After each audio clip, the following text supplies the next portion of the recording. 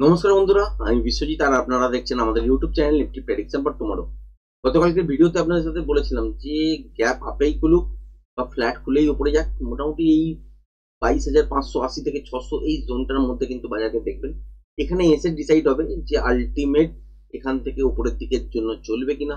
যদি চলে তাহলে কিন্তু একটা বড় মুভ উপরের দিকে চলার জন্য দেখতে পাবেন।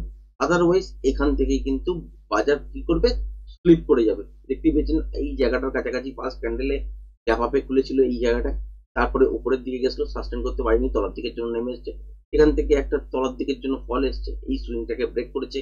এটা গতকালকে সুইং ছিল লাস্ট লো, তো এটাকে ব্রেক করার পর এখান থেকে একটা বাউন্স নিয়েছে, তারপর আর সাস্টেন করতে পারেনি, এখান থেকে কিন্তু স্ট্রেট তলার দিকের জন্য। এটা কিন্তু এক্সপেক্টেড ছিল এবং এই অনুযায়ী কিন্তু ট্রেডিং সেট আপ আজকের দিনে হয়েছে টেকনিক্যালি। তারপরে যদি দেখেন, তো এই যে জায়গাটা দেখতে পাচ্ছেন এই শটটাও কিন্তু খুব সুন্দর হওয়া গেছে। তারপর টেকনিক্যাল অনুযায়ী জানেনই যে এই জায়গা থেকে কিভাবে ট্রেড করতে হয়। যারা যারা টেকনিক্যালটা অলরেডি শেখেননি তারা নিশ্চয়ই বুঝতে পারবেন না, কিন্তু যারা শিখেছেন তারা নিশ্চয়ই বুঝতে পারবেন। আশা করি এই জায়গাটা থেকে কিন্তু আজকের দিনে ট্রেডিং সেট আপ শুরু, এবং এটাকে দু পার্টে যদি ভাগ করা যায় তাহলে কিন্তু ট্রেডটাকে এত দূর পর্যন্ত কিন্তু নিয়ে যাওয়া গেছে। নিফটির ক্ষেত্রে, ব্যাংক নিফটির ক্ষেত্রেও সেম সিচুয়েশন। ব্যাংক নিফটির ক্ষেত্রে যদি দেখেন, তো এখান থেকে উপরের দিকের জন্য, তারপর তলার দিকে, তারপর আবার উপরের দিকের জন্য। এখানে একটা স্ক্যালপিং ট্রেড বেরিয়েছিল, তারপরে এই যে জায়গাটা দেখতে পাচ্ছেন এরপর থেকেই কিন্তু অ্যাকচুয়ালি শর্ট। তার আগে থেকেও শর্ট ধরা গেছে, আস্তে আস্তে করে যেমন যেমন বাজার ম্যাচিওর হচ্ছে সেরকম সেরকম করে পজিশন সাইজটাকে বাড়ানো সম্ভব হয়েছে। আজকের দিনে একটা জিনিস খেয়াল করে দেখবেন, কালকের যে বাজারের মোটামুটি মুভমেন্ট ছিল সেই মুভমেন্টের থেকে আজকের দিনের মুভমেন্টটা একটু বেশি, কিন্তু রেঞ্জ বাউন্ডেড শ্রেণীর মধ্যেই কিন্তু আলটিমেট চলে আসে। এবার এখান থেকে যে তলার দিকের জন্য আসবে, আবার কেন লং করবো সেটাও যারা যারা লাইভ ক্লাস করছেন তাদেরকে দেখানো হয়েছে, এবং বুঝতে পারছেন যে এইখান থেকে কেন লং করব। আর এই যে জায়গাটা থেকে তলার দিকের জন্য এসছে, এখানেও কিন্তু সুন্দর পয়েন্ট আজকের দিনে ক্যাপচার করা সম্ভব। তারপরেও বলছি, দেখছেন যে ওয়ার্ল্ড মার্কেট এখন আমরা হিসাব মতন বেয়ারিশ ফেজের মধ্যেই আছি। তো সেখানে বাজারের মধ্যে 5 মিনিটের টাইম ফ্রেমটা একদম ছোট্ট টাইম ফ্রেম, সেখানে দেখতে পাচ্ছেন কখনো ওপর কখনো তলায় এরম করতে করতে আলটিমেট কিন্তু স্লিপ করছে। লাস্ট 3 দিন ধরে বাজারটাকে যদি খেয়াল করে দেখেন, তো দেখবেন যে লাস্ট 3 দিন ধরে, ধরুন পরশু দিনে যেখানে গিয়ে বাজার বন্ধ হয়েছিল, আজকের দিনে কালকের দিনে কি হয়েছে, সেখান থেকে 28-30 পয়েন্ট 35 পয়েন্ট এরকম বেড়ে বন্ধ হয়েছিল পরশু দিনের বাজারের ক্লোজিং থেকে। আজকের দিনে যদি দেখেন আবার সেই 28-30 পয়েন্ট 35 পয়েন্ট তলার দিকে এসে বন্ধ করেছে। তার মানে আলটিমেট পরশু দিনের ক্লোজিং যা ছিল আজকের ক্লোজিং যদি মেলান তাহলে সেখানে 2-4 পয়েন্টের ফারাক দেখতে পাবেন। মোটামুটি বাজার কিন্তু একই জায়গার মধ্যে। আমেরিকান বাজার দেখছেন মোটামুটি তলার দিকে পড়ছে, অলরেডি আলোচনা করা শুরু হয়ে গেছে যে বাজার এখান থেকে তলার দিকের জন্য আসবে এবং রিসেশনের দিকে ঢুকে গেছে। আমি বলবো রিসেশনের দিকে থেকেও সব থেকে বড় কথা হচ্ছে বাজার প্যাটার্ন হিসাবে চলে। সেখানে যদি আপনারা ডাউ জোন্সেরও চার্ট দেখেন সেক্ষেত্রেও দেখতে পাবেন প্যাটার্ন অনুযায়ী নিচের দিকে আসা উচিত, এবং কতটা আসা উচিত যারা যারা শিখেছেন বা শিখছেন তাদের সঙ্গে জেনারেলি আলোচনা করা হয়েছে এবং জানেন যে কত দূর পর্যন্ত আসা উচিত, সেই অনুযায়ী তলার দিকের জন্য আসছে বাজার। এখানে মোটামুটি বাজার পড়লে দেখবেন অনেকগুলো মিডিয়া বলুন হাউস বা কিছু ইনফ্লুয়েন্সার বলুন, তারা কিন্তু ডিসকাস করতে শুরু করে দেয় যে বাজারের মধ্যে ট্রাম্পের এগেনস্ট ট্রাম্প যেরম যেরম ট্যারিফ ওয়ার শুরু করে দিয়েছে তার এফেক্ট দেখতে পাচ্ছে আমেরিকা। গ্লোবাল বাজারে তার একটা এফেক্ট পড়বে। মোটামুটি $750 বিলিয়ন মতন লাস্ট 2-3 দিনের মধ্যে কিন্তু আমেরিকার স্টক মার্কেট থেকে ওয়াইপ আউট হয়ে গেছে। সুতরাং আমরা সারা বছর মিলিয়ে 3-4 বিলিয়নের ট্রেড করি, তো সেখানে হচ্ছে $750 বিলিয়ন মতন ওয়াইপ আউট লাস্ট দুদিনে যদি হয়ে যায়, সেটা নিয়ে আলোচনা অলরেডি হবারই আছে। কিন্তু তবুও বলবো চার্ট দেখতে যারা শিখেছেন তাদের উদ্দেশ্যেই বলা যে মোটামুটি দেখবেন যে প্যাটার্ন তৈরি হচ্ছে আগামী কিছু দিনের মধ্যে ডাউন ট্রেন্ড হয়তো থাকবে, তলার দিকের জন্য বাজার হয়তো পড়বে, সেখান থেকে কিন্তু বাউন্স ব্যাকও আসবে। এরম করেই বাজার চলে, কিন্তু কোনো কোনো নিউজকে ফ্লোট করিয়ে দেওয়া হয় যেতে সুবিধার্থে, সেই অনুযায়ী প্যানিক কিন্তু হবেন না। এখনো পর্যন্ত ডাউ জোন্সের যা চার্ট আছে সেটা থেকে তলার দিকে পড়ার জন্য জায়গা আছে। আমাদের ইন্ডিয়ান চার্টেও কিন্তু তলার দিকে পড়ার জায়গা আছে, কিন্তু লাস্ট দুদিন ধরে খুব সামলেই অলরেডি কিন্তু চলছে বাজার। আজকের দিকে যদি দেখেন, আজকে কিন্তু বোথ সাইড টাইপের মুভমেন্ট পেয়েছেন, মানে একবার তলার দিকে একবার উপরের দিকে। এবং কালকের দিনেও দেখতে পারেন যে বাজার হয়তো ফ্ল্যাট করলো বা গ্যাপ আপ করলো, খুলে কি বেশ কিছুটা উপরে যেতে পারে, তারপরেও আবার ওখান থেকে কিন্তু তলার দিকের জন্য আসতে পারে। আপনাদের সঙ্গে উইকলি ফ্রেম অনুযায়ী বেশ কিছু মাস আগে থেকেই বলছিলাম যে তলার দিকে কিন্তু এই জায়গাটা আছে, 21,650, 680, 700, 720 এই জায়গাটার কাছাকাছি বাজার কিন্তু আসবে। খুব কাছাকাছি এসে গেছে, মোটামুটি 21,960, 65 জায়গাটাই লো করেছে। এখনো 200-250 পয়েন্ট মোটামুটি বা 300 পয়েন্টের মতন এখনো বাকি আছে। তারপরে ওখানে গিয়ে দেখতে হবে আলটিমেট বটম হচ্ছে কিনা। যদি হয়ে যায় তাহলে মানে এইটার সুযোগ নিয়েই কিন্তু আমেরিকান বাজারেও কিন্তু ডিপটা কমপ্লিট হয়ে যাবে। তারপর থেকে যেরকম প্যাটার্ন শুরু হবে সেই অনুযায়ী কিন্তু ট্রেড, এবং এখান থেকে বুলিশ ফরমেশনে আলটিমেট শুরু হবে। আবার কিন্তু দেখবেন যে আগামী বেশ কিছুদিনের পর থেকে দেখবেন মার্কেট আবার উপরের দিকের জন্য শুরু করবে, এরকম ভাবেই চলে। তারপরে যদি মাঝখানে উঠতে মাঝখানে যদি এমন কোনো ধরনের প্যাটার্ন তৈরি করে দেয় যেখানে রিভার্সাল টাইপের, তাহলে সেখান থেকে শর্টের জন্য জায়গা চলে আসবে। এরকম করেই চলে আলটিমেট, এবং সারা বছর বা প্রত্যেকটা সময়তেই মার্কেট টপের পর টপ করতে পারে না। দেখেছিলেন যে মোটামুটি 22-23 হাজার ওই সব লেভেলের কাছাকাছি থেকে আপনাদের সাথে কিন্তু ক্লিয়ার ডিসকাশন করছি যে এখান থেকে ওভার ভ্যালুড হয়ে যাচ্ছে, 26,000 পর্যন্ত টেনে নিয়ে গেছিল বাজারকে। তো 23,000-এর পর থেকে কিন্তু বাজারের মধ্যে জাস্ট ইন্ট্রাডে দেখেই সেই জায়গাটাতেই কিন্তু প্লে করা গেছে, ওখানে কিন্তু ইনভেস্টমেন্টের জায়গা ছিল না, বারবার বলে এসেছি। তাই 26,000-এর জায়গায় এক্সাক্ট কোন দিন যে টপ করছে তার সেই সময় আপনাদের সঙ্গে শেয়ার করেছিলাম প্যাটার্ন অনুযায়ী এটাই টপ হওয়া উচিত, আর এখান থেকে কিন্তু তলায় পড়া উচিত। সেখান থেকেই আলটিমেট পড়তে শুরু করেছে।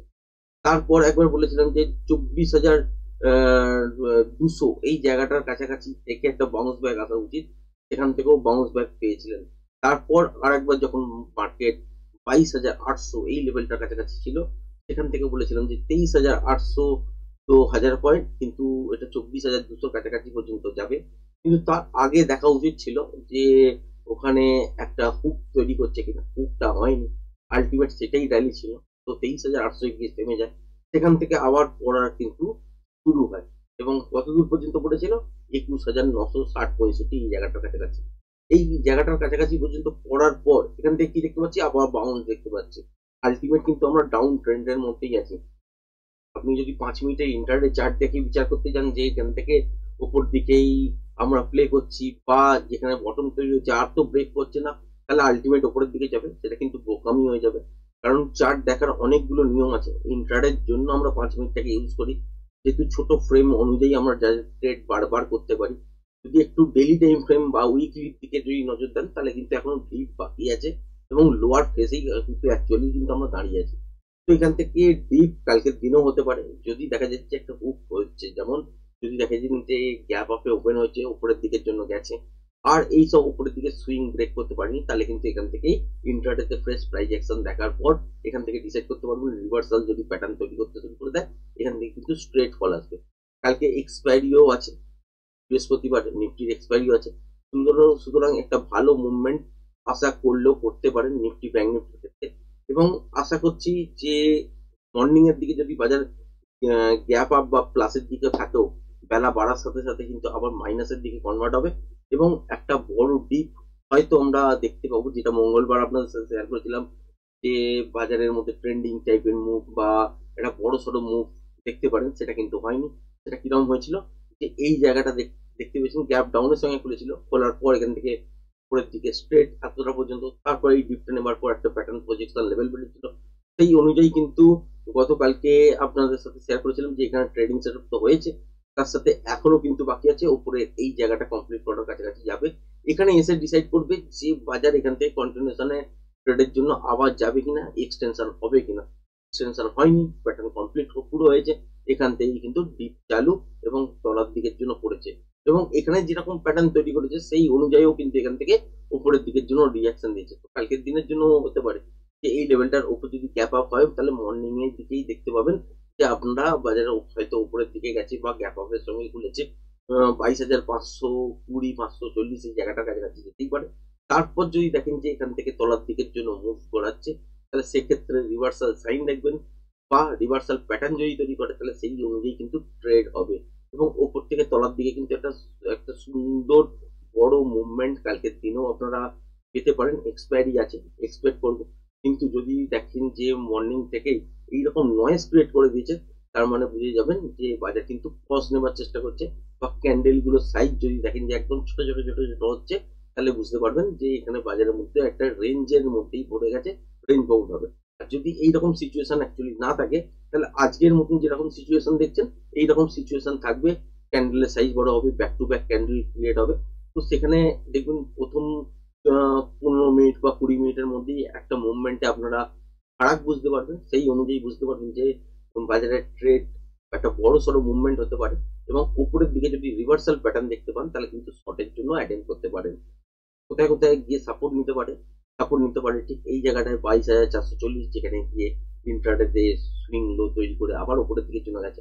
এটাকেও যদি ব্রেক করে চলতে শুরু করে, তাহলে হচ্ছে 22,390 এই সুইং লো এর কাছাকাছি পর্যন্ত। তারপর এইখানে গিয়ে যদি দেখেন যে প্যাটার্ন তৈরি করছে কোনো কন্টিনিউশন প্যাটার্ন, তাহলে কিন্তু একটা বাউন্স হবে, তারপর কন্টিনিউশন প্যাটার্নের দিকে আসবে। এই লেভেলটা ব্রেক করলে তখন প্রজেকশন লেভেল তৈরি হবে। সেই অনুযায়ী এতদূর পর্যন্ত যদি আসার থাকে বাজারে, তাহলে আবার এইখানে দেখতে পাবেন, যেটা হচ্ছে 22,330-35 এই জায়গাটা।